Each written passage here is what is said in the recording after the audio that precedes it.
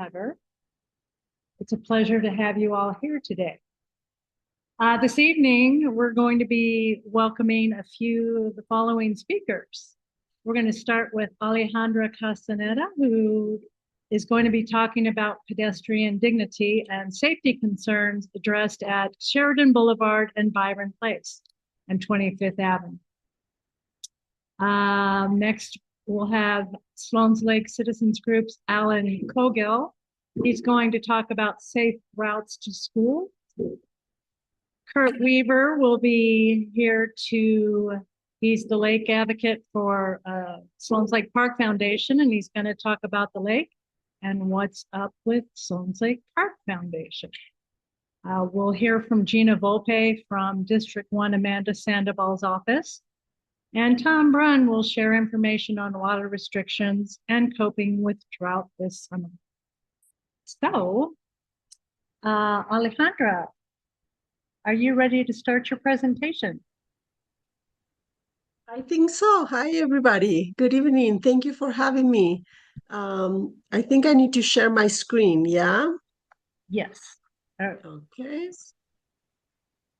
Let me see. When I made you a co-host, that should give you the option to do that. Okay. Only one presenter can share.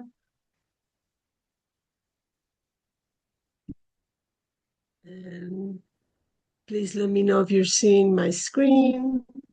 Okay, sometimes it takes a little while. Okay.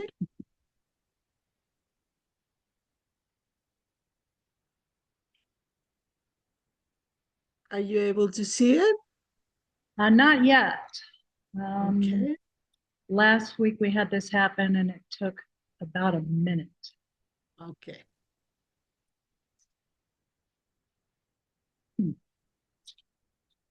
So you told it to share. And it says, I am sharing. You are screen sharing. Okay, then it's definitely just being slow. Okay. Yeah, just have to. I'm going to unshare just to maybe see if that'll move it along a little more quickly. Oh boy.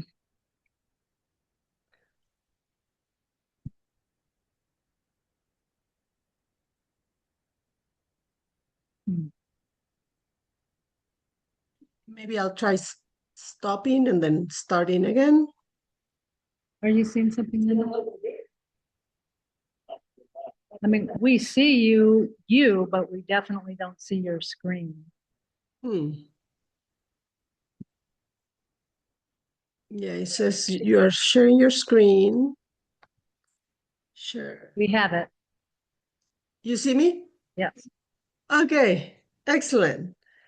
Well, hi everybody. Thank you. I don't think I can see you, but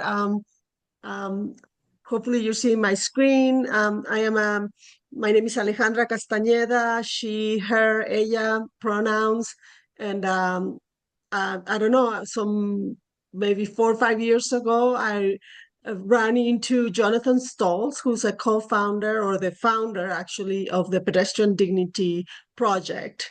And what Pedestrian Dignity does is a grassroots artivism project.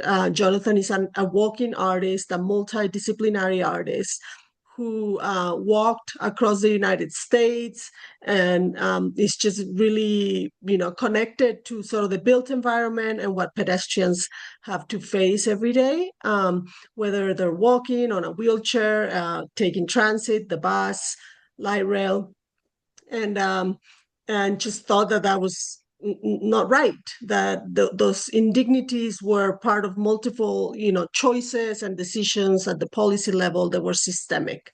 And so he started this project that seeks to decenter personal cars and prioritize pedestrian mobility, right? Because it improves public health, accessibility, air quality, mental health, all these different things that you can see here listed.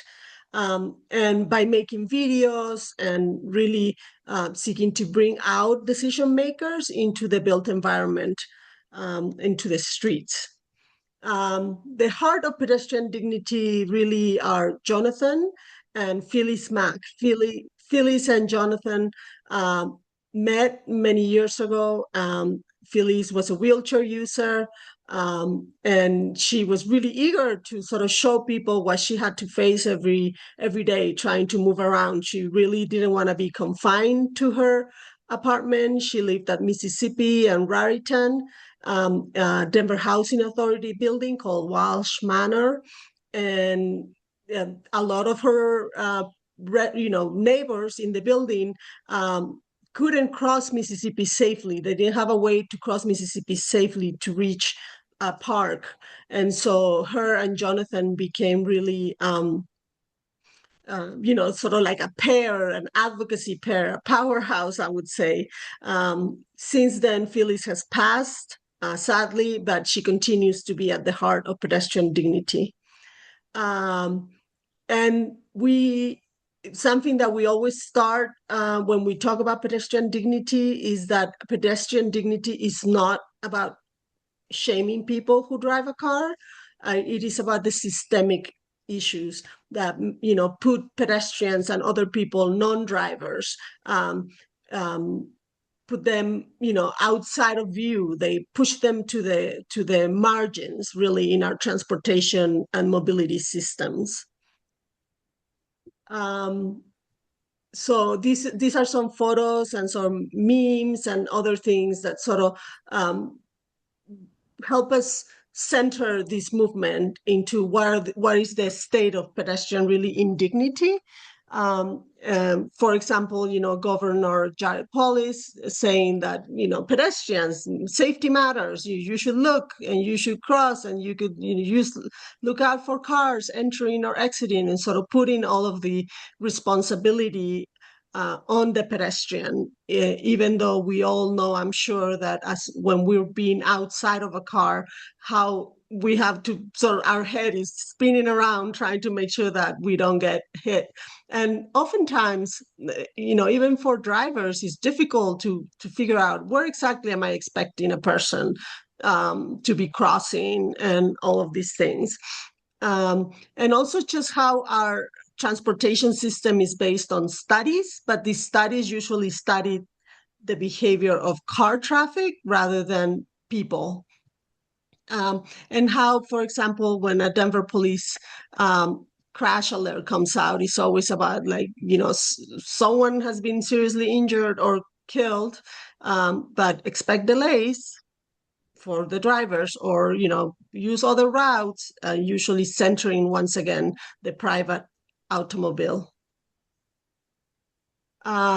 So what Jonathan realized many years ago was that really what needed to happen is to bring out these decision makers and other community members onto the streets. Oftentimes people are making decisions behind a desk, behind a computer, and the people who live these environments every day, to go to the grocery store, to go to school, to whatever, are the ones who are the experts on the mobility challenges that they face.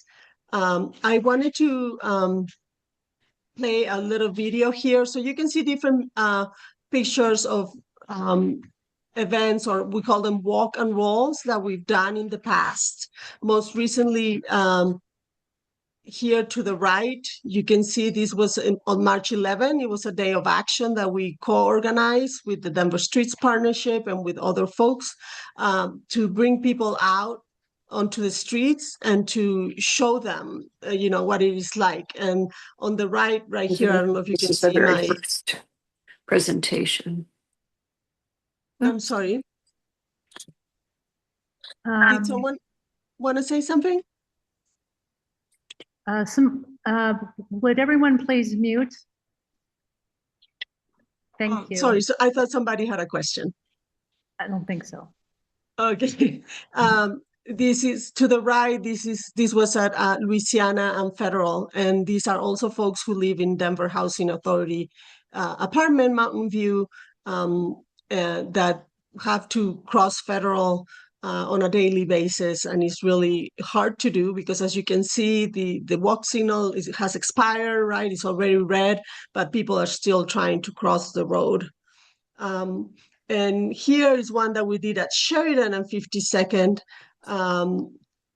where I'm gonna try to play this little Instagram video that I hope that you can.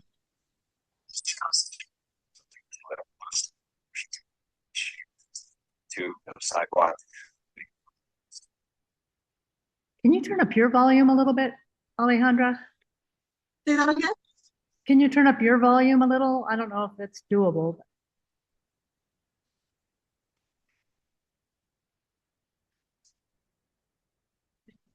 No, we can't hear it.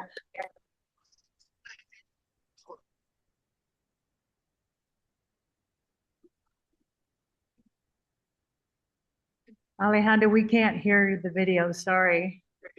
Okay. Mm. That's But that looks okay, like that's but, where the sidewalk should be, yes? Yeah, yeah.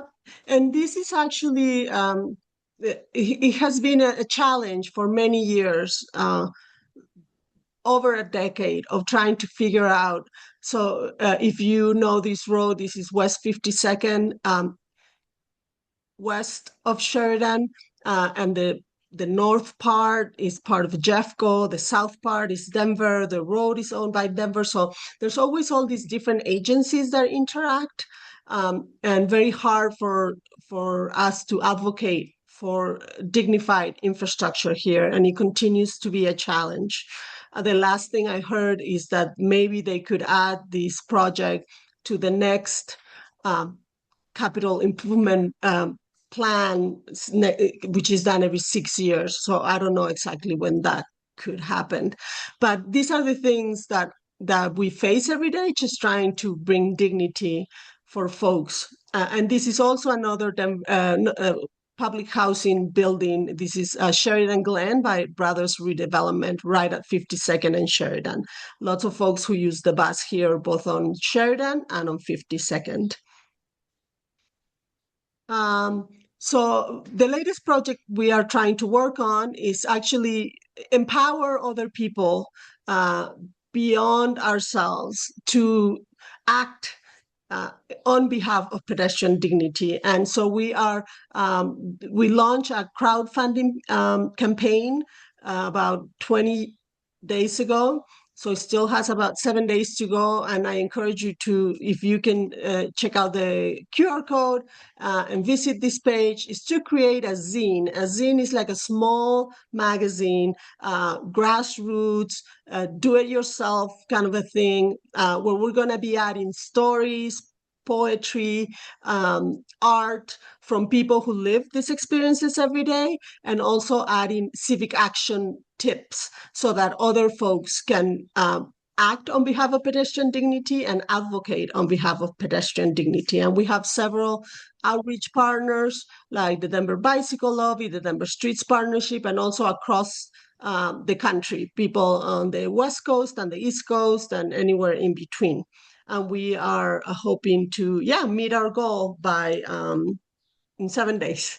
So yes, please make sure to check it out. And here we are. So anyone can be pedestrian dignity. And the recent action that Deb mentioned at the beginning of the meeting was the Sheridan Corridor Multimodal Plan. So we heard several of us, so a lot of the advocates, we intersect like with bicycle advocacy, scooter, anyone who is moving outside of a car oftentimes faces, and even inside of a car, oftentimes the transportation system is designed for speed, which does not support safety. And so we heard that the Sheridan Corridor Multimodal Plan, which was actually a plan that was led by Edgewater, and Edgewater, and it was going to go between West 17th Avenue and West 26th Avenue.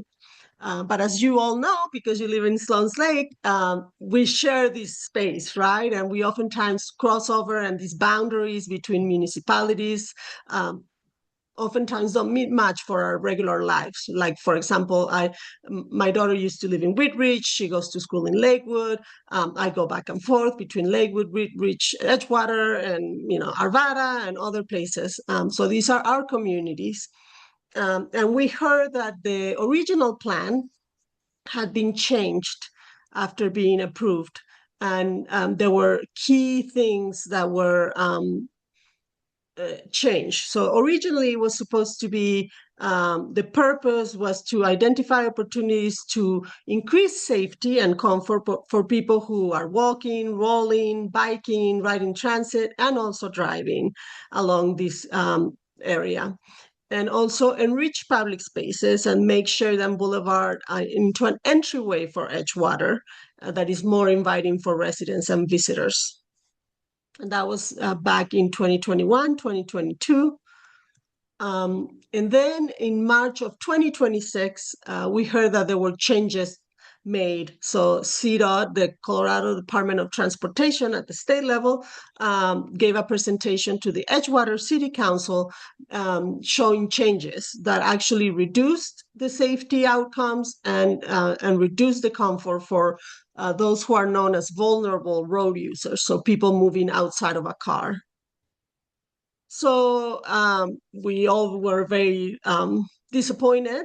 I was actually part of the another corridor plan on Sheridan that was led by Dr. Cog. So that's the Denver Regional Council of Governments. And you might have heard of that one as well. And that one extended all the way from like 76 all the way south to, I can't remember right now, but it was a long study to increase safety, and we participated in this committee. Several people from Northwest Denver were part of the committee, and we were told that not to worry about this section because this section was already being addressed by the Edgewater plan. Using the pedestrian dignity approach, I and others reached out to CDOT, to Edgewater staff, and to the Department of Transportation and Infrastructure in Denver, and invited them to come out to meet us at 25th and Sheridan, which is Byron Place in Denver, to hear us out and to explain to us why these changes were being made. And Deb was one of the people who attended. So Deb, would you like to sort of talk a little bit about the experience there?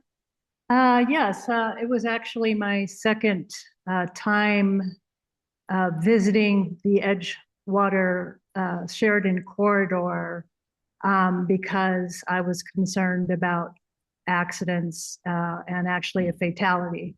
So, but I did have a good experience with Pedestrian Dignity, and some other folks showed up. I think there were 12 total, traffic engineers and other city leaders.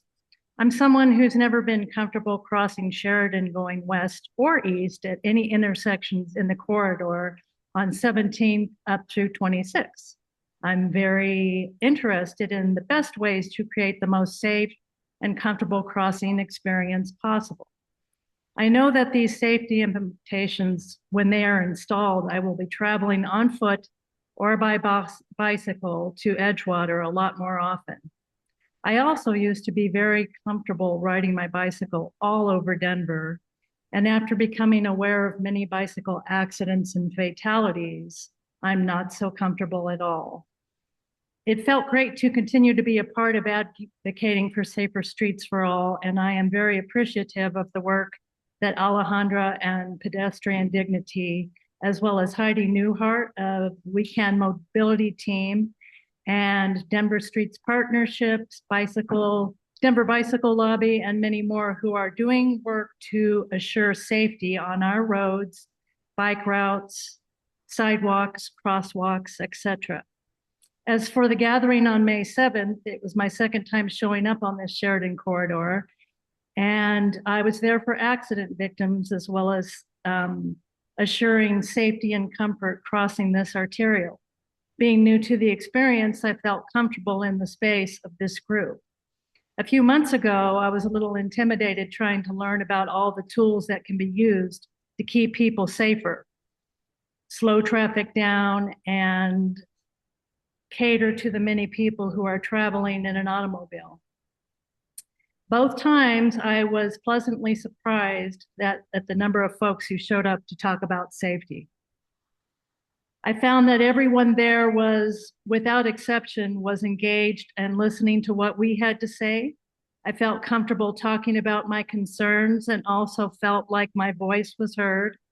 I appreciate the various traffic safety professionals who came to the meeting. And at the end of the meeting, Alejandra asked the group to share what they had learned, and everyone there shared something very unique and meaningful. Two big observations of mine were all of the different people that travel down Byron and cross Sheridan at 25th and Byron into Edgewater and vice versa. I was actually shocked how many people do that, multiple people at a time, and a lot of them have children. And it was just shocking to me because I don't hang out at that corner that often. So that was one eye-opening thing for me. And the other one was how many people who are mobility challenged actually use that intersection. It's just amazing. And actually, I feel as these highly sought after destinations being Sloan's Lake and Edgewater, as they become more and more dense and popular, it's just going to be, there's going to be more and more people, and it's all the more reason to create more safety on this Sheridan corridor. And so I'm glad we went and advocated for a few changes. And also, how about we bring the speed limit down on Sheridan? Thank you, Alejandra. Thank you, Deb. Yeah. It did feel like it did feel like a small win, and I feel like the reason why the pedestrian dignity approach works well is because it insists that we bring people out and that we experience these environments together and that we learn, right? That we see what's happening. Sadly, Deb and I had, some months before had also come out to 17th and Sheridan, where someone was killed crossing the street, a pedestrian, Robert. And that also, was part of advocating for other changes that they had made to 17th and Sheridan, where a lot of people cross to go to the grocery store, to go to the, different eating environments over there. So what we heard and what we also hope will happen after this gathering on May 7th is that CDOT will consider lowering the posted speed limit as a necessary first step, because often as we were asking for things, we would hear, well, no, this is, the traffic is moving too fast. We cannot do those things.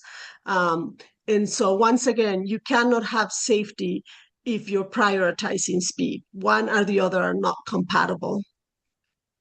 We did hear that CDOT staff believe there's a really good chance that an island can be constructed to close that acceleration lane. So if you can picture the 7-Eleven right at the northeast corner, originally the acceleration lane, which is it lasts maybe half a block, and it allows drivers to turn and go really fast and try to merge into traffic, creating dangers both for drivers and for people outside of a car. That was going to be closed completely. And then they decided that they were not going to close it. And now they're hopeful that they can do something that's lower cost to close that acceleration lane. So that's great, and we're thankful for that.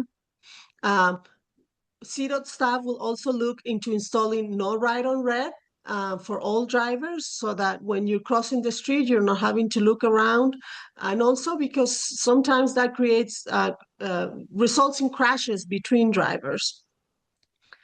Making sure that there are protected left turns. That means that the traffic signal gives you a left turn as a driver that is protected, meaning you're not having to compete with people coming straight at you in another car. Then timing the traffic signals so that pedestrians are protected as they're crossing. We use this downtown Denver and in other areas where there's a lot of non-drivers. Maybe shortening the length of time that you have to wait to cross Sheridan. Oftentimes when we're waiting at Sheridan or Federal or other roads like that, arterial roads, the people who are trying to cross are waiting for a very long time. That includes drivers. So then that creates impatience, and so then people take risks, which can lead to serious injuries or fatalities. And then making corner ramps a little more comfortable as you're waiting next to fast-moving traffic, and then using other kind of interventions like raising a crosswalk on urban arterials, which have been used in other places. We also hope that they will deploy speed safety cameras like they're piloting on Federal and Colorado Boulevard. They still haven't implemented them, but they have been studying doing that, and they're still waiting. There's an ordinance that needs to pass and all these different processes. Importantly, for the Denver side of things, the West Byron Place is supposed to be a neighborhood bikeway that's high comfort. That's what they call it, but it does not currently function as such. There's a lot of drivers that to try to avoid waiting at a light, they turn on Byron Place and they speed through and try to get up to 26. And so we're hoping that Dottie can do something about this. CDOT said that they can add some green markings, like the bike cycling markings, to extend into Denver, and other things that you can see through here. We're also hoping, especially through Heidi Newhart, who is with the West Colfax Association of Neighbors, they do a lot of things regarding green infrastructure and water quality. I mean, a lot of the car-based transportation system results in a lot of debris and pollution that pollutes not only the air, but also the water around the lake. And in our ask regarding, lowering the speed limit on Sheridan, we gather these photos that show how CDOT has actually done that in other communities. And for some reason, they don't seem as amenable to do that in Denver. These are photos from Steamboat Springs on Highway 40, which is also a state highway. Top right is in Aspen, and bottom right is in Glenwood Springs, and they are all 25 miles an hour. So what can you do, or we do together? You can reach out to CDOT, to City of Denver's Vision Zero program, Edgewater, District 1 Council Office, asking for the best design for Sheridan and West Byron Place that meets the original plan's purpose, vision, and goal, and Denver's bikeway standards. Here are some contact information. You can also submit 311 reports. We hear that they use this data, at least they will have it in case we continue to advocate for changes, and to ensure that the DOTI lives up to its policy of safety first. This is a policy that was signed by the director of the Department of Transportation when she first came into her role. And then proactively support infrastructure changes. Oftentimes there are changes that come to our neighborhoods, and because they are inconvenient for us as drivers, by the way, I do have a car and I do drive, sometimes people come out in opposition to these changes. And so please proactively support them. It is to keep us all safe, including children, older adults, people with disabilities, including people who drive. I get a lot of people who reach out to me who are drivers, who are concerned about other drivers. And we know that this is not only about per individual behavior, but this is a systemic issue. And then what else you can do is you can co-create. There are all of these different groups and committees and other offices that we believe should be more involved in making sure that our streets are safe. And then leverage your position of influence, whether you're just someone living in a home or you work for some organization or company, and reach out to all of your city council representatives. We all have three. Our district specific in District 1, but also our at-large council members who also work on crafting policies to keep us all safe on Denver streets. And if you have any questions, I know that we're kind of out of time here, 30 minutes, but you can reach out to me via email, via phone. Check out Pedestrian Dignity on all of these different social media sites. And thank you for your time. Yeah. Thank you for your time, Alejandra, and all the work that you do. I look forward to working with you more in the future. And thanks for coming tonight. And really appreciate it. Thank you, Dev. Thank you. Thank you. Take care. You too. Next, Alan Cowgill is here to speak about safe routes to school. Hi, Alan. Deb, can you hear me okay? We can hear you. You bet. Great. Would it be okay if I shared my screen? Yes, please do. Great. I will share my screen. Okay. So I'm here tonight to talk about safe routes to schools. What are safe routes to schools? Safe routes to schools, it's pretty simple. It's essentially creating infrastructure on our streets so that kids can walk, bike, or take transit to school in a safe way. This one's really near and dear to my heart. We had a student, my kids go to Brunn International Academy, which is our neighborhood school here in Sloan's Lake. We had a student struck there a couple years ago by a driver. My daughter was almost ran over by a driver before we had funding for a crossing guard at one of the intersections next to the school. More recently, two students at Skinner Middle School have been hit by drivers, one at 41st and Lowell, one at 41st and Federal. And unfortunately, our neighborhood middle school, a couple weeks ago, a child, middle schooler, was hit by a driver while biking home from school crossing West Colfax. And it's not looking great for that child right now. They're in the hospital. It's not looking good. So this is a very personal thing to me, and I think these aren't statistics. These are children, and we want to make sure that they have safe ways to get to school. So let's talk about this. Current funding for safe routes to schools is well below our peers. Seattle's spending around $17.5 million a year. Austin spending $9 million a year. Denver is spending around $2.4 million a year. In the mayor's original budget last year, he proposed only $600,000 to this. Thankfully, council, including our councilwoman Sandoval and our two at-large council members, voted to increase funding for safe routes to schools back up to this higher number, but it's still not enough, and we'll talk a little bit more about why. So here's the current situation. We've got over 200 public schools in Denver. Only a handful of them each year getting support from the Safe Routes to Schools program.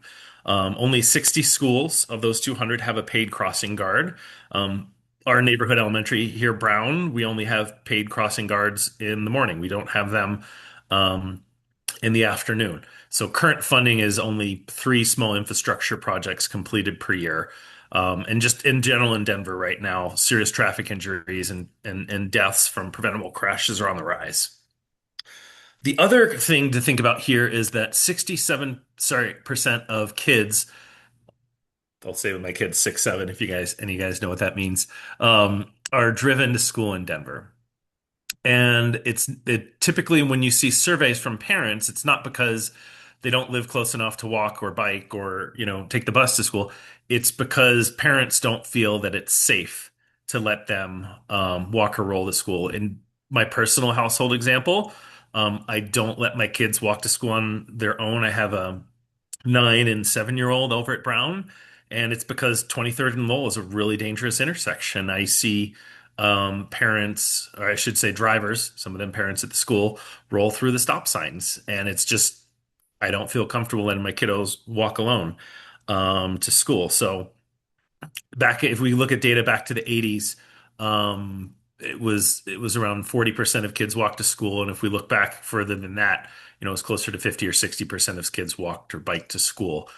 So the kids of the current generation definitely do not have the same opportunities that previous generations have had. When we think about the high injury network, about 68% of our schools are within Denver's high injury network. 23% are within 750 feet of the high injury network. This is the streets that are disproportionately causing a large number of injuries and fatal crashes based on their road designs. So how do we get this fixed? Well, we have the plans right now to do this. We've got a whole amazing comprehensive Safe Routes to Schools action plan through the City and County of Denver's Department of Transportation and Infrastructure. It's a wonderful plan. We're actually working on upgrading it and improving it in the coming year, but we don't have the cash to fund it. Funding this not only would make it safer for kids to get to school, but it would reduce air pollution in all of our neighborhoods, address climate change, making sustainable transportation options safer and more accessible in every council district. So what we're proposing, there's a group of parents that are working on meaningful funding for this. So our goal was $25 million a year. 80% of this would go to infrastructure, capital expenses that would fund improvements for 6 to 12 schools a year. 20% would go to programmatic expenses, things like funding additional crossing guards, grants for physical education teachers to teach kids safe walking and biking, funding for walking school buses, bike buses, expanding upon the Teacher Champion program. And currently, the City and County of Denver, the largest city within hundreds and hundreds of miles, we do not have a single staff member on our Department of Transportation and Infrastructure that does safe routes to schools. In previous years, we've had anywhere from 3 to 5 people on that staff, and now we literally have 0. We have a part-time person that it's a very small percentage of their job just based on the budget right now. So who would benefit from Safe Routes to Schools funding? When we think about safe routes to schools, it's not just the immediate area around the school. It's within a half mile of the school. And if you look at the map here, that's pretty much just about everyone in Denver. When we look at a half-mile radius from our elementary schools, you can see that covers the entire Sloan's Lake neighborhood, as well as West Colfax and West Highland and Jefferson Park, pretty much all of Denver. There's a little industrial pocket up by Montbello where there's not a lot of coverage. But if we expand that to middle schools, it covers most of that too. So the great thing about Safe Routes to Schools, it doesn't just benefits the students and their grown-ups, it also benefits all of the community that surrounds those schools. I've heard folks from this Sloan's Lake Citizens group complain that they want Irving to be safer. Guess what? Good news. Irving is within a half mile of Brunn International Academy and Cheltenham Elementary. So when we think about that, it's not just benefiting the kids, it's benefit all of us that walk around our neighborhoods or bike around our neighborhoods. When we think about, just to give you an item or an idea of what the menu is and how expensive infrastructure is, basic crosswalk, cost anywhere from 10 to 12 grand. A raised crosswalk, like they have over at Lumberg Elementary in Edgewater, is anywhere from around 30 grand. Flashing beacons like we have over at 26th Avenue and Newton Street are closer to around 30 to 45 grand depending on the installation. Speed humps are around 18 to 22 grand a piece. And if you want to have more than one, that adds up quickly, right? Median refuge islands, or putting a little island like we have over on 26th Avenue between Lowell and King Street, something like that is around 22 to 55 grand depending on the installation. Curb extensions and bulb outs, depending on what kind of sewer is near there, could be anywhere from 50 to 80 grand. Traffic signals, this is the expensive one. I've heard Tom talk about wanting a new traffic signal over at 17th and Sheridan. That's $1 million. Easy.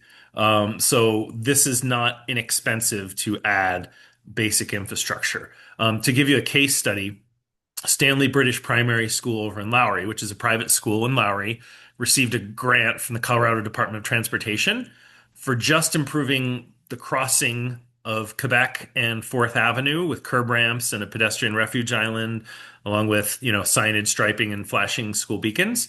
That was $838,000 for that one school, for one crossing, not all around that school, literally just that one crossing for the school.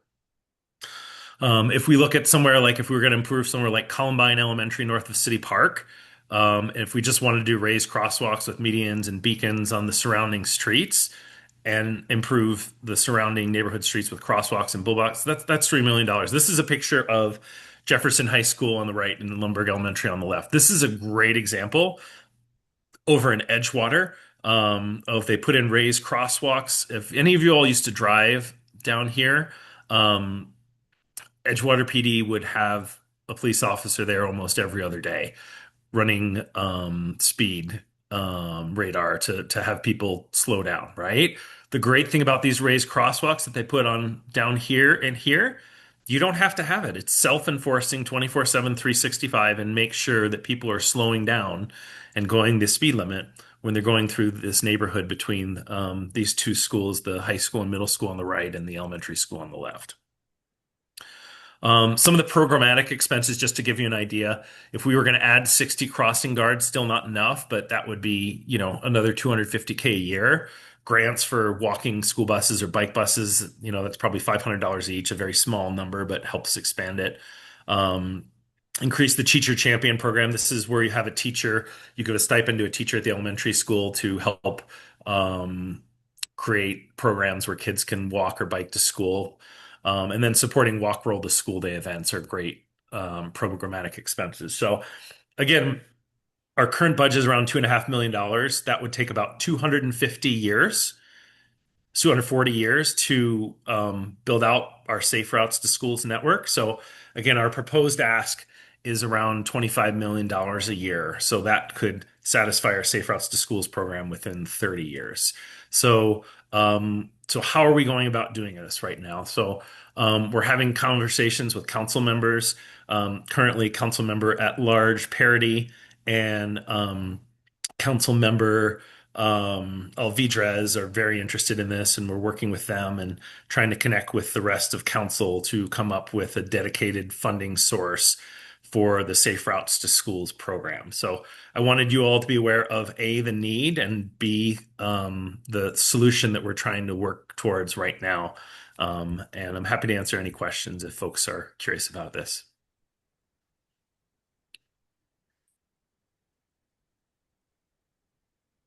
I would just hope that you would let us know any way we can help with this.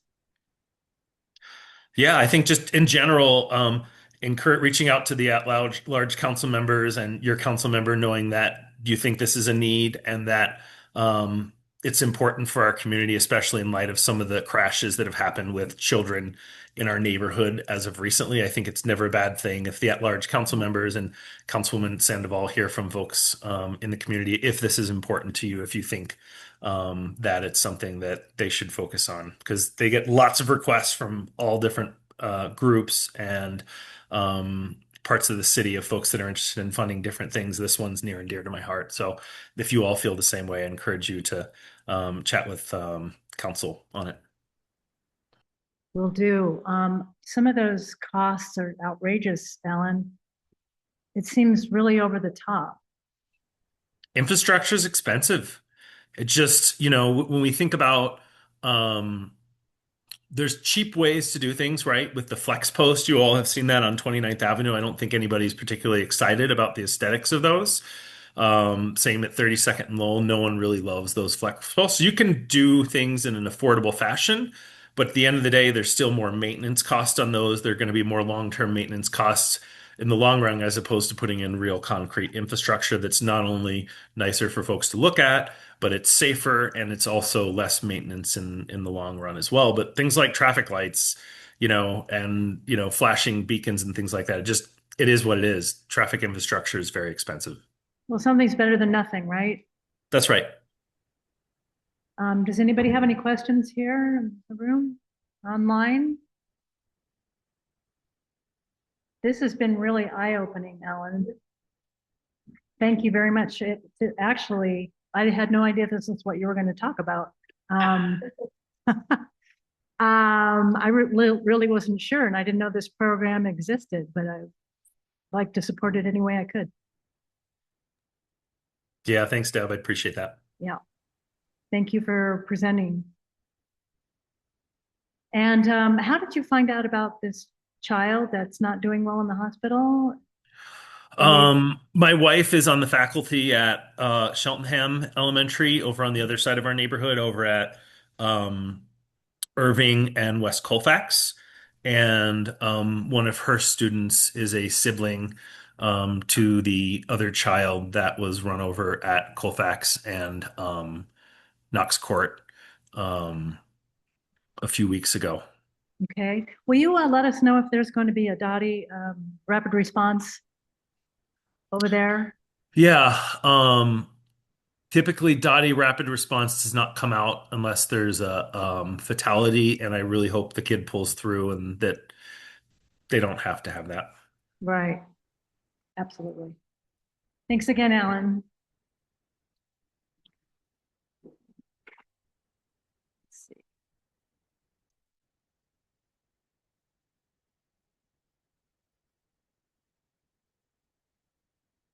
I think next we have Kurt Weaver from Sloan's Lake Park Foundation to join us. Welcome, Kurt. Hi. Live and in person. Yes. Good miss. Appreciate that.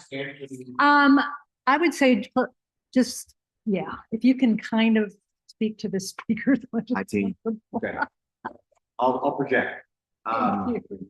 Hello, everyone. My name is Kurt Weaver. I am Executive Director of Sloan Lake Park Foundation, like Sam said, Lake Advocate, but I've been with the organization for now about 4 years, but I've learned more about lakes, lake water, and sediment, hydrology, and things that I never thought. It's been really fascinating to learn about the lake. Mostly, I'd like to get your questions because I know there's a lot of sometimes strange and weird questions about it. But I've delved deep into lots of the history of it, sort of the middle part of last century when it started to get bad, and then now, of course, the current issues it's facing, plus then what we're trying to get done to get fixed, hopefully get back to a usable lake for all of us. So they've asked me to maybe hit some questions that we got from a meeting we had the other night during Earth Day, and so I'll start with those questions, just a little bit of an explanation about some of that stuff, but then hopefully that expands your mind to whatever questions you may have when you'd like to hear about it. And those of you playing at home as well, feel free to type in questions or come off mute and yell at us. So we had the Earth Day presentation, and we get through just general information about what we're up to as a foundation, and also what the lake is doing. So that's a little bit what our presentation had. I've given this a few times to the organization, but I'm always happy to give it again, which is we go through the history of things. It was originally popped in 1861. It's when Farmer Sloan dug deep for some water and ended up filling in his farm fields. So that's what we. Oh, it's okay. There you go. So 1861 is the estimated time that Sloan's Lake was formed. We actually don't know because there was somebody that walked by or that rode by on their horse when they were heading out of town. When they came back in 1863, there was a lake there. So when they left in 1861, they came back in 1863. Sometime in that time is when Farmer Sloan popped. Other neat part about it is that Farmer Sloan actually made all of his money in ice. And so when the lake filled up, he then chopped ice, sold to all the rich Denver people at the time, made a bunch of money, sold his land and lake, and moved to Denver. And that's where he ended his life. He was actually with his second family when he started Sloan's Lake and got that farm going. His first family had passed away, unfortunately. He was on his second family. He was an older man himself, in his 60s when he got that lake. So it's a little bit interesting story about Farmer Sloan. There's some great books about it. It's way to do that. But I'll kind of fast forward now to our current time, and some questions we had around this was, one of the things we got the other night was, why not let Sloan's Lake fill in? So it's filling in with sediment right now. It's down to only 3 feet deep on average. Someone's question the other night was, why not just let the thing fill in and make it a park? It's already a big park, why not just let it fill in? So there's a couple of reasons why that's not a good thing to happen. Number one is it is a floodplain. So Sloan's Lake and the park around it is a 100-year floodplain. It can raise 2.5 feet from where the top of the water is currently right now before it spills out into the neighborhood. That's a lot of water, and so it actually will fill the entire lake and park before it will then spill out into the neighborhood. So it's a floodplain for us for a 100-year flood. We actually think it's a little more than a 100-year flood. We'll see if it actually happens. Hopefully never. So FEMA actually has some governance over it nationally. The Mile High Flood District, which deals with our current flooding in our bigger region, the Big County area, they have some governance over it. And then Denver Floodplain and Denver Flood Management from a floodplain perspective. So it's a very important floodplain for us. So that's number one reason we wouldn't want to fill in. Number two is, of course, it's a great recreation area. Lots of fish in there, lots of birds, and everything else. We don't want that. Yes, is it true that? So interestingly, not for the last several years, not because the water is bad, because the system is actually broken that pulls the water out. If you know where the boathouse is on the north side up by the jetty, there's a boathouse there, then there's this random brick building that just kind of sits off the side. That's actually the pump for all that stuff. That was broken for years. So it's finally fixed. And right now, what they do is if the water quality is good enough, they can water from the lake. But if it's not, they can stop watering from the lake and they pull from the Denver water system. It's currently how the lake gets watered is so the side basically at the time is the lake quality enough? Is there blue green algae or is there enough oxygenation in the water? And then decide where we're going to water the lake. Good question. Thank you for that. So again, we don't want the lake to fill in and stagnate. The other part of it is stagnating water is a massive methane producer. Methane is the #1 greenhouse gas that infects us and it increases the temperature over time and ruins the climate. So stagnating water, much like a puddle out on a sidewalk on a hot day, you see what that water becomes pretty quickly. The water becomes thick. Algae that's in there produces a huge amount of methane when stagnating. And that's what would be the largest methane producer in Denver if it ever stagnates. It's a 177-acre wide lake. So if it does stagnate, that's not a good thing. Again, huge amount of methane for us, bad for the climate. That's the other reason we do not want to see Sloan's Lake stagnate and then again fill it. There's been some rumor that there's developers that want to buy it, like the put upon this. It's a park by statute. So it's one of the 21 city parks that Denver put into law that can never be anything but it. So that's what's great about Sloan's Lake as well, is that it can never be anything but a park for it. I actually have a question along these lines Sure. of stagnation. Yes. Okay, I'd like to know what the plans are for that, but I also have seen this pipe. This is out in front of the pump house. And I was assuming that this was aerating the water. So, but you just said they're not the pump house is not taking in the lake water. It sometimes will, it sometimes will not. If the water's clean enough, they can water the grass with it. They will pull water from the lake and this will pull up this way and into the pump house. This also can shoot air down into the lake to aerate. So what you have a picture of right now is they try to aerate the lake and bring oxygen into the lake. So last year they tested a system to where they put, and this is where science, I am not a scientist, microscopic oxygen bubbles get pumped down into the lake. And usually if there's bubbles in a drink, it just goes up the top, pops, and it's done, right? These microscopic oxygen bubbles stay in water for a long period of time, help oxygenate water. Smarter people than me invented this process, but this is one of the pipes they used to shoot that down into the lake. So you want to put down as deep as you can and sit in the bottom of it. So yeah, so when the fish died, they tried a couple different things. Probably saw they just squirt hoses as high as they could in the air, hit the water, that creates a lot of oxygen. So that's one of the things they did is cold water, again, try to lower the temperature of the water and try to get more oxygen is one of the ways they try to help. This past year though, they worked with the company has this space age technology of shooting these little oxygen bubbles down in the lake. It didn't quite work enough to fix the problem. The only real solution is getting the sediment out and getting it deeper because deep cold water is healthy, shallow hot water is not. That's basically the overall issue. So that's really our goal overall, that as a foundation, our #1 goal is to dredge the lake. Get the sediment out, get it cold and deep, not the entire thing, it just needs sections of it necessarily. So the engineers will tell us exactly how that works. But we need to get the sediment out of there back to the original depth in Farmer Sloan had it, or a little deeper. And then when you have deep cold parts, even if you have hot spots on the top, it starts to then rotate on its own and starts to then clean itself. That's really what we want to get to. And of course, with that, stop any additional sediment coming into the lake as it is. So we don't want to keep the problem. So there's 23 unfiltered storm drains that all the runoff, the rain we just had yesterday and today, everything that was on the roads you saw is now in Sloan. So that's the issue we have. It runs unfiltered into the storm drains, down into Sloan Lake. All that stuff then goes to the lake and settles down, and we have more. So that's the number one problem. 23 storm drains have to be filtered. Then we have the two big ditches on the north and south side of Sheridan. Both of those ditches have to be filtered as well. When I say filter, don't think of like your air conditioner, paper filter, or coffee filter. Filtration in a lake could be storm drain comes in, and you can put a little swamp area with reeds and things. That's a great filter for water coming in. It stops the sediment right there. It can be cleaned out over time. We also have what's called forebays. You know where the jetty is? There's the Pelican Head statue, and you turn the wheel into for water. You ever tried that? It's really fun. But that is a forebay that we have.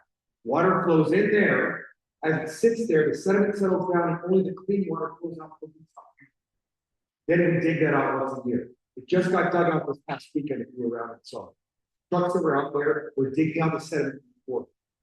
We need more forebays around the lake to stop the sediment from moving. Because again, a little pot, we can dig that out. The lake is a problem. We don't want to. How much okay, so we're well aware that,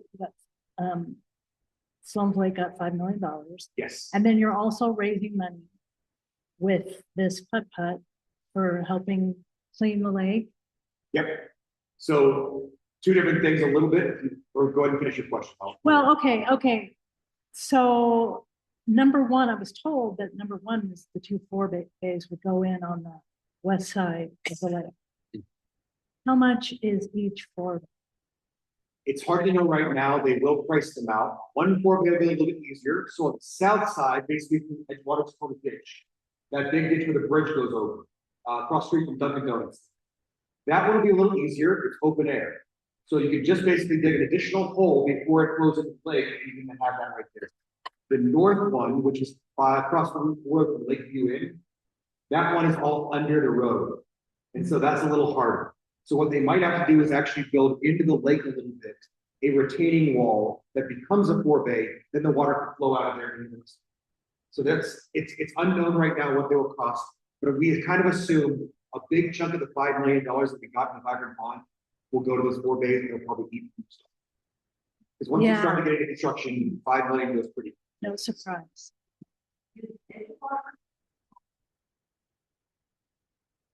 Yes, so we got started with just the lake and worked with them, but we realized this is a watershed problem. Everyone who basically contributes to what flows off the issue. And the construction from Sloan's Lake all the way to the mountains is what flowed in over the past 100 years that filled it in. So we worked with Edgewater, Lakewood, Wheatridge, and Jeffco to then bring them in, and that's what we're calling the Sloan's Lake Watershed Alliance. So we're bringing all of those people to the table to say, this is all of our responsibility, let's all work together. No one has committed a check yet, so we don't have any. But absolutely, look at the meetings, they're part of the solution. So that's great they're showing up. Edgewater's been the best of them. Mayor Steve is a wonderful guy, and you've gotten a chance to meet Mayor Steve and his predecessor, and they have an entire ecological board that works there and a resiliency organization. So one of their people sits on our board and vice versa. So we try to work with them very closely. They've been wonderful about this. So sorry, real quick, so about the I funding. threw this up here. Well, Oh, yeah. I want to hear your funding question real quick. Yeah. So there's the $5 million that came from the bond. That will be not for dredging and not for sediment removal. It's for the forebays. They'll do some shoreline restorations. Is also in that money as their goal. The money that we raise are things like we have a putt-putt event happening at the end of this month, putt-putt bar crawl. We also do our January JV Fest in September. That money is for us to operate. For me to get a little bit of money, for us to then set up all the choirs, for us to then buy the tent, get out the stickers, that kind of stuff. We try to raise the awareness and build the energy from all of us to then eventually tell the politicians to get your button here. So that's kind of what we do. So there's kind of different pots there. The money for the project will probably be $200 million. We will not raise that through putt-putt. That's unfortunate. So that's all going to be signs around. That's going to be the federal government giving us big loans that we will then pay back over time through either a vote of all of us to increase our property taxes or grants that we go after from the state, federal, and local levels. So we're putting all that together to see what we can do. The idea would be likely we get as much as we can without having to vote for it and increase our taxes. But eventually what will come down to is We can't raise the entire amount. We have to go to the voters and ask for some. That's the last on the list item, is to go to voters. We want to find the money without having to do that. But the realistic thing is $200 million. It's a lot. But if we include the entire watershed, that's a lot of homes. Think about Liquid, Jeffco, all that area up there, plus then all the Denver area that goes into the Sloan's Lake watershed. That's a huge amount of people. So it shouldn't be very much at all for it. We don't have those numbers yet because we're not even to that part at all, so we don't have any idea what that would look like. But that's something we're considering again. That's the last ditch effort. Number one is let's go to Congress, who has lots of clean water money. Unfortunately, Colorado is not really getting our share of federal dollars these days. We were actually on our way to the windmill loan with EPA before the election happened, and then in a new world. So we'll keep working on that stuff to find that money, but that's what we do every day is search those things out and we'll interview anybody, we'll call them, know anybody to keep honest.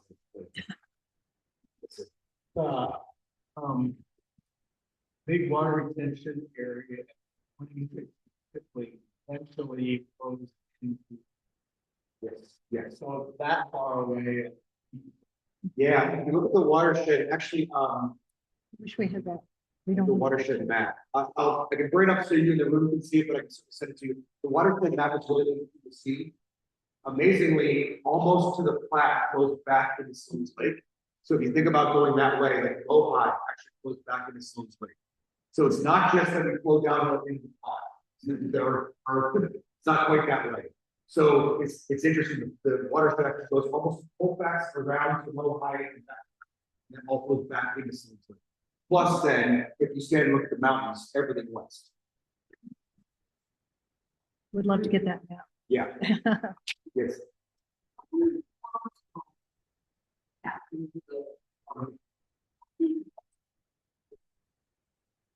We never got deeper than 12 to 15 feet in most places. There was one place that got almost 20 in a very deep spot.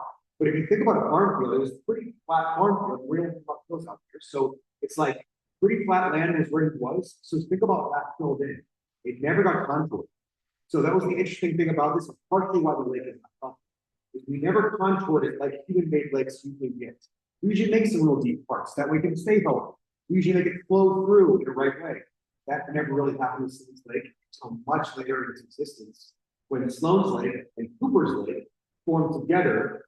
And that's when the Army Corps of Engineers got together and started to build pipes underground between the two lakes, try to get some water moving. That's when everything started. Once the pipes broke down, then you have what's left is just an island. The little island on Sloan's Lake is actually what is big land area between two different farmers' lakes. And now they've grown together, and now it's Cooper's Bay at Sloan's Lake. You didn't know that part. But it was never really a deep lake, and it's one of the questions we have is, when we do go in and dredge, but we have to dredge deeper than what Sloan's Lake was, that's where you get into things like the EPA. Once you dredge deeper than what it originally was, there's a lot more permitting in that. You have to whole lot more approvals from everybody in that. But again, we don't want to have to do this every 30 years, so we want to get this done and not have to do it. We have an online question. Yeah. Amy. Hey You there, want to? it's a two-parter and it's a little more process. Hey there. Kurt, I'm really interested in what you're saying, and it's the audio is really garbly for My apologies. from the Zoom perspective when you're facing out to the folks who are there. I don't know if when you're looking in to answer Deb's questions, it's really clear to hear you. Okay. So I don't know if it's possible to angle a little bit more. Absolutely. It would be great. I would love to hear the explanations of the technical parts of how things work. And I just couldn't really make those out. And then the second part is, Deb, would you repeat people's questions if possible so we could hear them a little better? I'd be Thank you happy so to. much. I really apologize. Yep. Oh, thanks. I just I'll speak appreciate better, you and taking it now. I'll repeat the questions too. So Thank so you very much. Can Thank you. you ask me which technical part would you like to hear? Well, you were describing like how the water comes into the lake and then how the filtration would work. If you have capacity to repeat some of that, I don't want it to be boring for other folks, but I'd love to hear a little of that. Thank you. No. I'll just say it briefly. So there's 23 unfiltered storm drains. Of those 23 unfiltered storm drains, they're basically equidistant around the lake. If you walk the lake, you've probably seen a bunch of them. Then there's the two big ditches. And that's primarily where all the water comes from. The aquifer that Farmer Sloan popped is still running too. So there is still water flowing in from his original well that he drilled. They don't know how much water. That's something they'd have to measure in more detail in order to know exactly how much water is coming in, but that's also a contributor to it. And so what we see is, again, the rainstorm is a great example. When you walk down the Sloan's Lake during or after a rainstorm, you can just see the sediment flowing right into the lake. And I actually just posted something, in case you're an Instagrammer, on our Sloan's Lake Park Foundation Instagram, pictures of the one ditch, and you can see the dark black water flowing into Sloan's Lake, all the sediment with it. And then you can just see it settling right in there. Ugh. So it's an unfortunate thing, but it's something that we'll work with. That's all the more reason to get the forebays going before dredging, right? Yes. I would think. Yeah, and it's a little bit of chicken and egg, because you could do the dredging, then you can do the forebays, or vice versa. It's just, you shouldn't let it go many years between those two projects. So we don't want it to happen where we just have to do this again. Nobody wants to have to raise money like this all the time. And again, just we want to be able to use the lake. Our goal, and like what we say, is we want it swimmable, efficient. Will we ever swim in Sloan's Lake again? I don't know. It's a city lake, even super deep and super cold and super clean. Would you swim in a city lake? For you, I don't know. But I think we want to get it as close as we can to what was its history, which was, it used to be the recreation place for all of Denver. And so this was the place that everybody swam. At Manhattan Beach was a beach, and everybody came out here and swam for the week. Thanks for that part. I really appreciate that. Would you explain the 4 bays then also? Because that part also was a little garbly. Sure. So if you think about two bowls, so as water flows through the storm drain pipes and into the lake, if you think about a bowl, if the water flowed first into a bowl, sat there for a second, and all the sediment came down to the bottom, then the water flowed out over the top and lifted the bowl into the other bowl, you're only going to get clean water in that second bowl. And that's kind of the idea of a 4 bay, is that it's a place where the sediment can settle down, so just clean water flows out of it.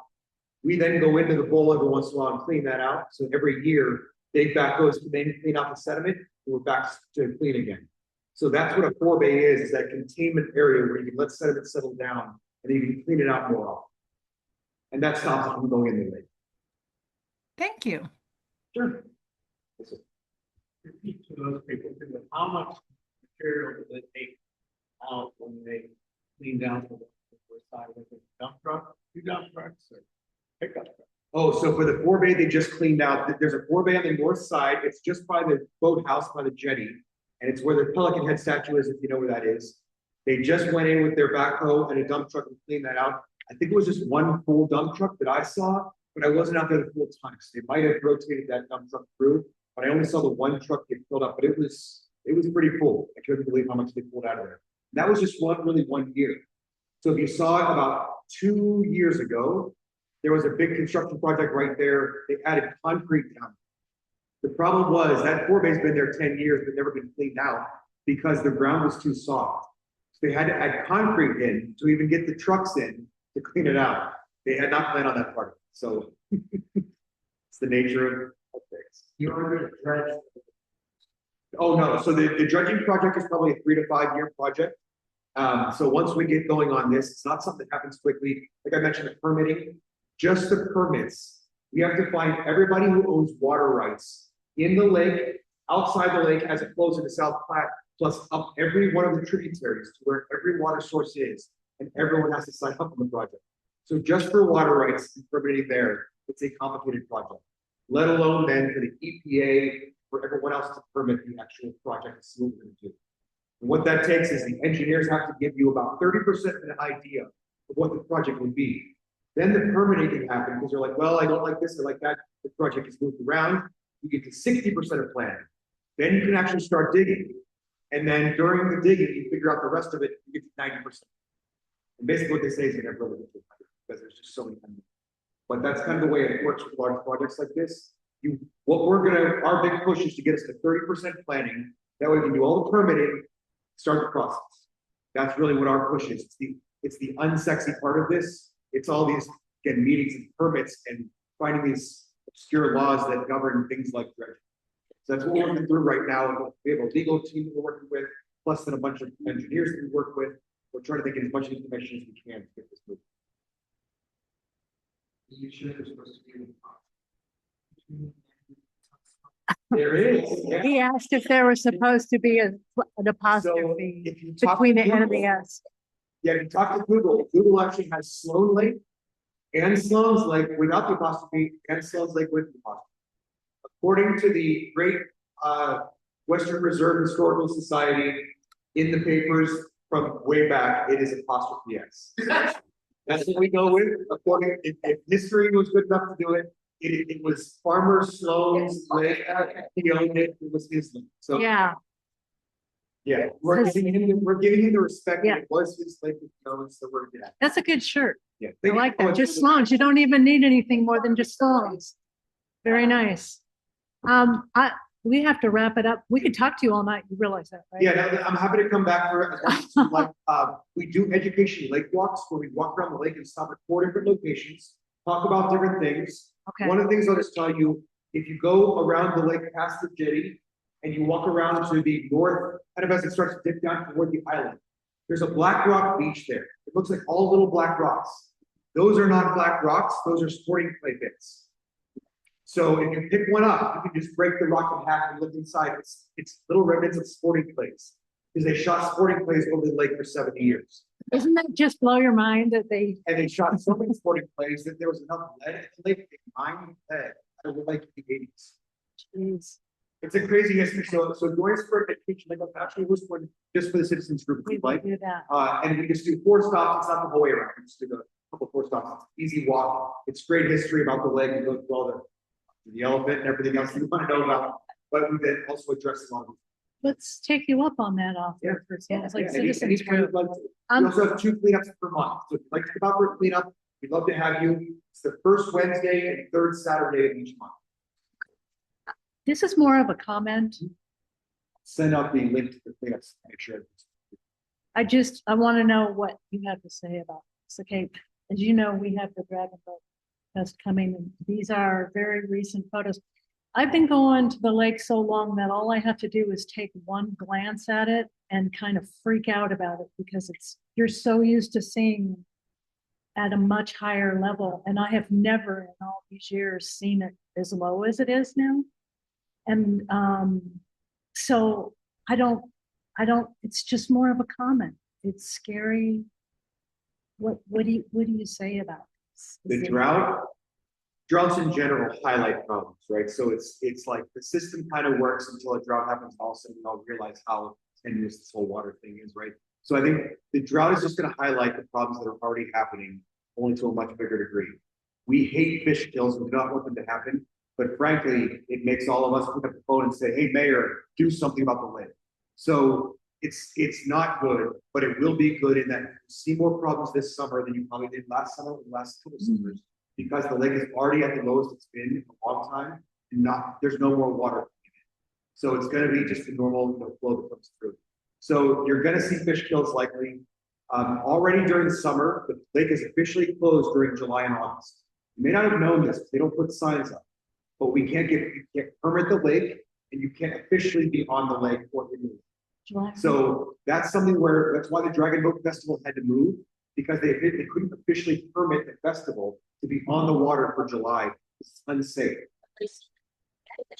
So they are coming back, but they were moved to September last year. They're going to be the last weekend of August this year, but they have to stay out of that window of July and August. So that's why they have them the time they're in. So you're going to see more months of the lake being closed. You're going to see more problems compounding. And again, stagnating water is a problem that happens exponentially. So it's something that is a bell curve, right? So as soon as it starts, the more problems happen. So we don't want to get to that place, because fixing a stagnated problem is much bigger than fixing a lake where it's at right now. And that's why we want to get to this work and not have it take another 10 years. This is something we want to get done in the next 3 to 5 years. I know even that sounds like a long time, but realistically for us to do this, it's that kind of time frame. But we want to get it done in that time frame so it does not stagnate. And so we don't lose the Dragon Boat. We love, it's the best cultural festival, I think, in Colorado, but it is the largest Dragon Boat Festival west of the Mississippi, and it's the 2nd largest Dragon Boat Festival, I think, in all of North America. So it's amazing. I can't say enough about it, so we don't want to lose it. We don't want to lose fish either. We don't want those fish either, and the things that go with Other fish, wildlife. everything that eats fish, everything Right. fish eat, right? So you think about that, the circle of life. Now the white pelicans came out this year. I mean, you saw them. Yeah, Yes. there's more this year than were last year. So you ebb and flow. The loons are there with them that always chase them around and they feed what they don't eat. But again, the fish are a challenge. They're not supposed to stock trout. They've stocked trout the last several years, even when asked not to. The problem with fish stocking is you buy fish to stock years ahead of time to let them give time to grow. So we have already purchased the fish, and the state who does the stocking said, "You bought them, they're yours. We're putting them." So that's the problem we had, but we should be at a place where I hope they don't stock trout this year, because like carp and bass can live through nuclear winter, but trout are pretty tenuous and other species. So we'll hopefully just minimize the fish kill by not stocking. And please, if you see anybody fishing, we don't want them to keep fish to eat. I know it's something that still does happen. And there's some people who need the fish, but as much as we can, we really don't want to eat fish. No. Yeah. For a lot of reasons. Yeah, a lot of reasons. Thank you. I like it.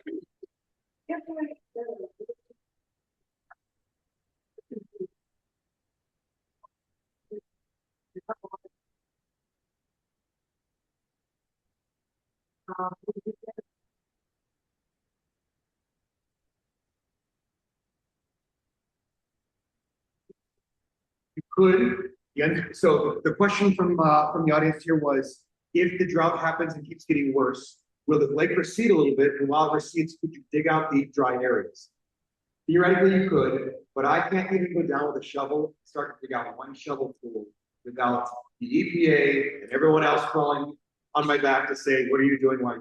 So it is on the good side, water is so tightly controlled, this kind of thing is so wildly oversight and governed. That's a good thing, because in many ways it keeps our water good and clean. The downside is these kind of projects become wildly complicated. So I wish it was like that, where I could go dig. I'd go out with a shovel. I think lots of volunteers would too, but unfortunately, we also estimate there's about 88,000 dump trucks worth of sediment that have to come out of the lake. So as much as even the edges would help, it's still not nowhere near it. We got one. We got one. Yes, first one's down. Kurt, thank you. Thank you. Thank you.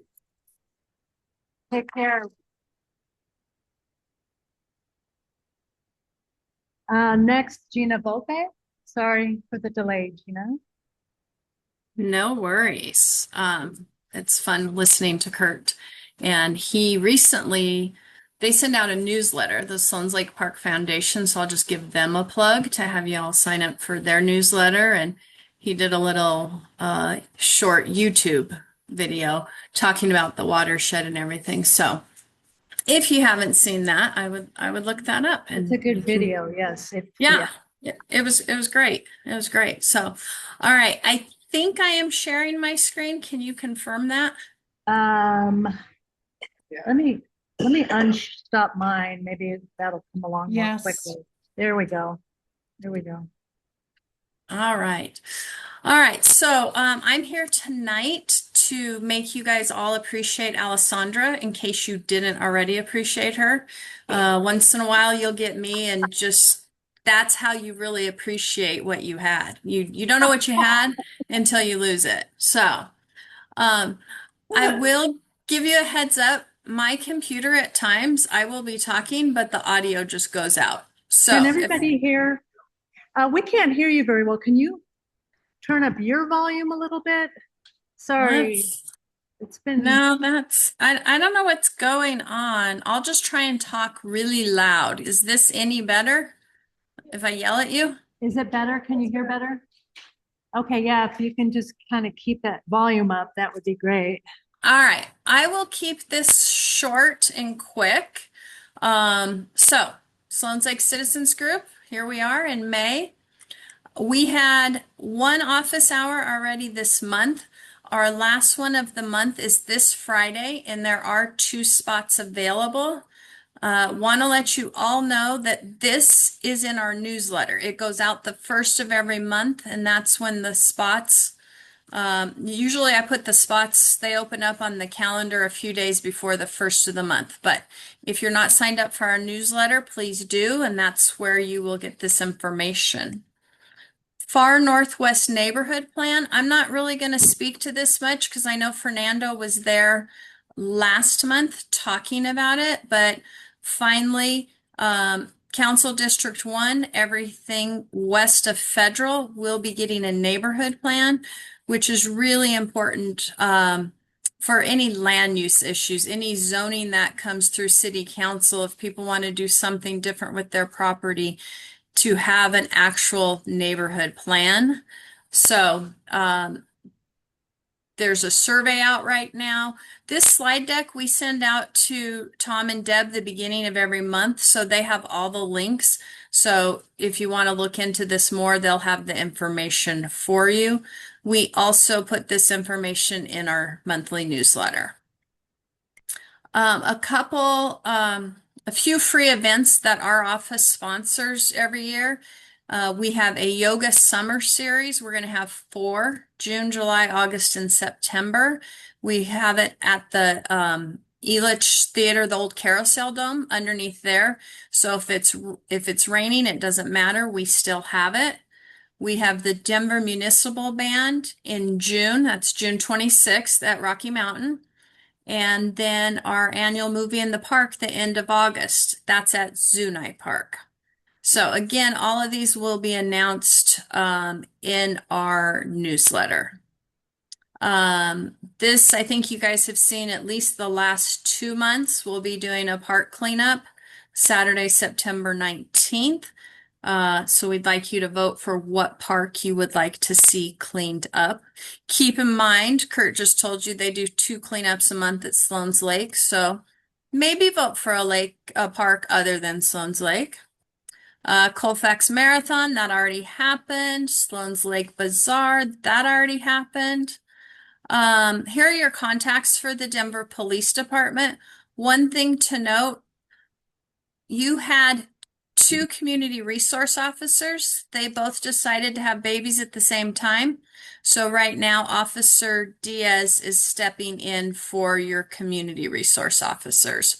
So that is just her information. Again, this information, we have contact information in the newsletter. All right, where your voice can be heard. Dottie Advisory Board meeting, Parks and Rec Advisory meeting, and this last red box is for Denver Police. This month, the meeting's going to be tomorrow at 10 a.m. They no longer offer an online version. I do not know why, nor do I support it, in case you were wondering. I also say a little more than Alessandra. All right. You guys all have 3 elected officials. I know some of you might be actually in Council District 3, so Councilwoman Jamie Torres. Those of you in Council District 1, that's Councilwoman Amanda Sandoval. That's who I work for. But you have 2 at-large members. Alan spoke to this earlier. When reaching out for something like priorities, let all 3 council members know. That is so important. You know, and maybe you have something more specific that is like you want citywide legislation versus a specific problem in our district. Great representatives. I will say that Councilwoman Gonzalez Gutierrez, she lives up in Inspiration Point, born and raised in the North Side and went to North High. Then, I know we always ask this, but are you subscribed to our newsletter? That's where you will find out things first. It goes out the first of every month. We might send 1 or 2 random other emails a year. So you're not going to get more than 14 emails from us in a year. So please sign up. You learn about what legislation has passed over the last month. You learn about our office hours, you know, events going on in the district and our free summer events. So I encourage you all to sign up. And with that, if you have any questions, let me know. I'm really great at making up answers. So could be interesting. You are as funny as Alessandra.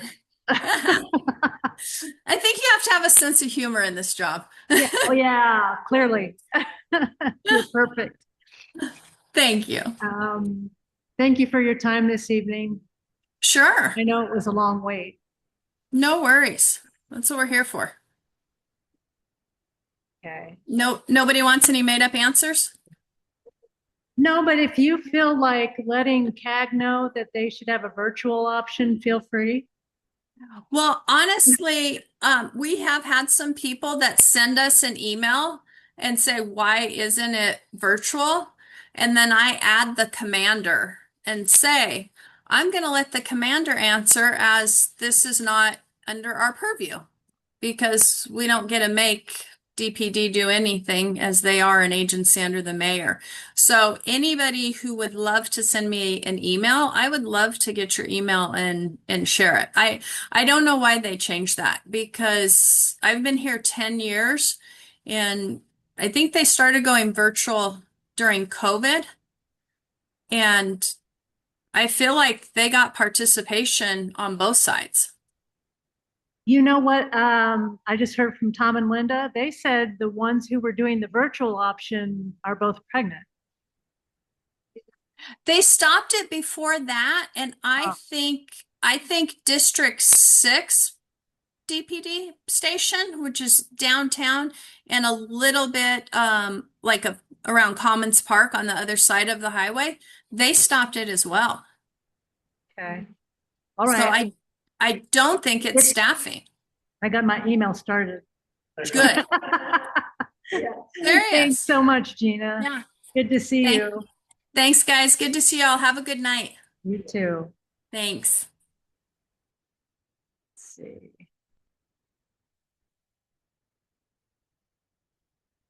Okay. Tom is going to give us a few quick tips. We're just about out of time. We have a few things to share. Tom, go ahead about the drought. We had these things when put together about the drought, and the things to remember: odd numbered addresses are Wednesday and Saturday, and the even addresses are Thursday and Sunday.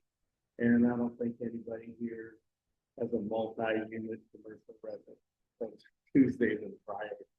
But no water between 10 and 6, which makes sense because that's the hot part of the day. Keep water off the pavement and sidewalk. So watering that little strip between the sidewalk and the street is problematic. That's why they call it a hell strip. Can everybody hear Tom okay? Can you?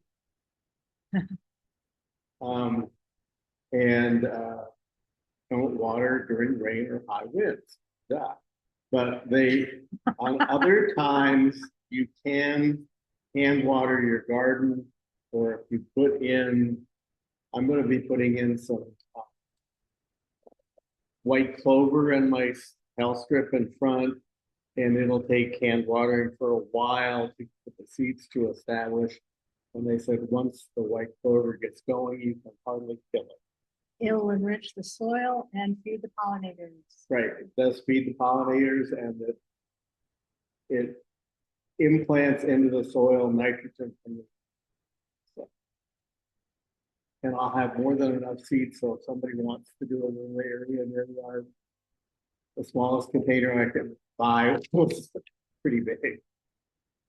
And then this car washing can be done any day using a bucket and handheld hose, but not between the magic hours of 10 and 6.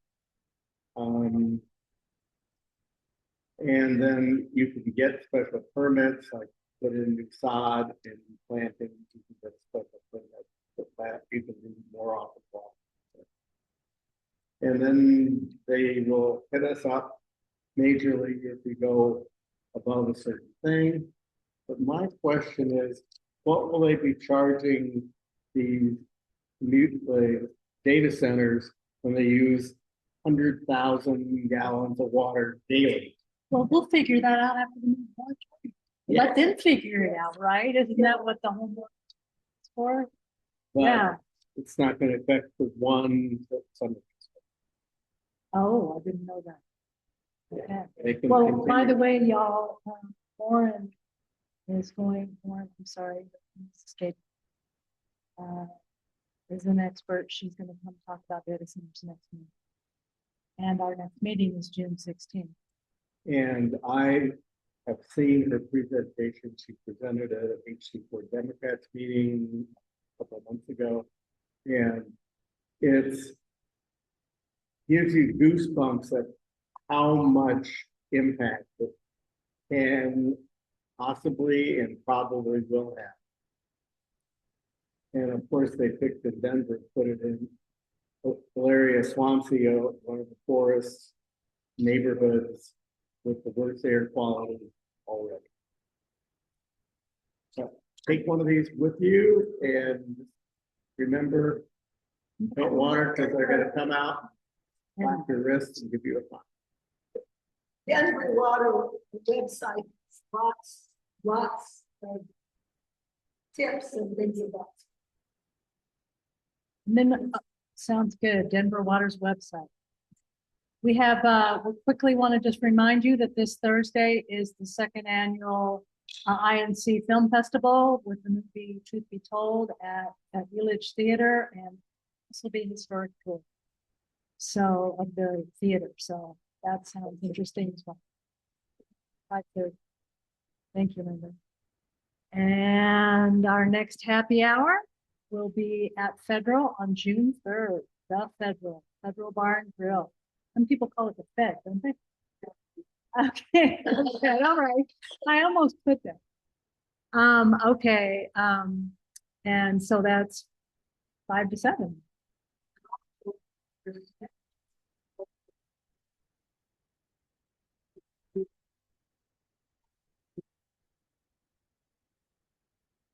Thank you. I can't wait to get, thank you.